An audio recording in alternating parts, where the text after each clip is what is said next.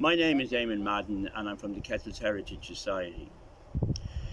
They say every picture tells a story, but in my case it's a painting, and to be precise, two paintings. A hobby of mine over the last few years is perusing the online catalogues of the art auctions, checking if any local paintings were for sale.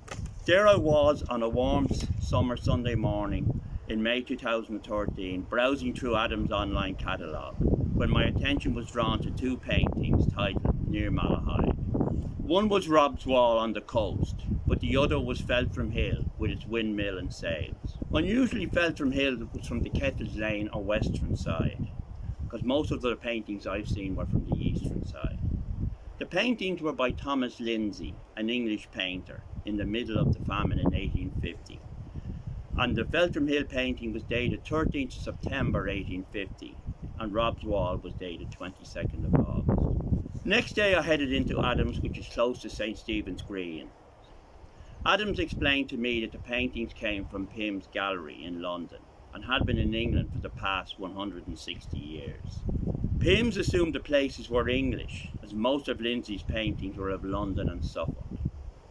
When Pym's realised they were Irish locations, they sent over the paintings to Adams. In the catalogue, the price range was €3 to €500.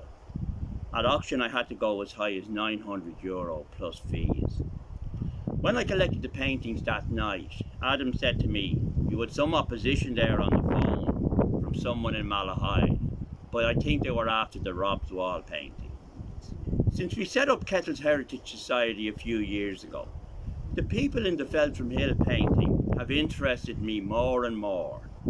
On the Ordnance Survey maps in 1850, it clearly shows that Kettles Lane terminated at the Kettles homestead and farm, and in fact was the only farm on that lane at the time, comprising 30 acres.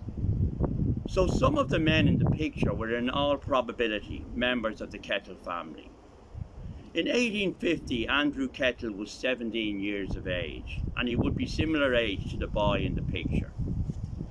The man walking behind with the stick was probably his father, and the man sitting on the horse with the top hat is possibly Robert Russell Cruise, who lived nearby.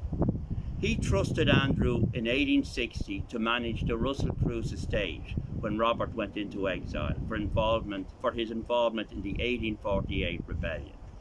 In fact, Andrew Kettle's quote in his memoirs state about Robert: "He was an old 48 man, his ancestors lost their lands for clinging to the old faith, and he was personally a genuine Irish gentleman." The painter Thomas Lindsay may have spent a night or two at Kettles when he was doing the paintings, because again, Andrew's memoirs note, "Our settlement would feel lonely without a lodger or two." What now for the paintings? An ambition of Kettles Heritage Society in time is to eventually establish our own museum. If that ever comes to fruition, maybe that's the place where the painting and the story behind them truly belong.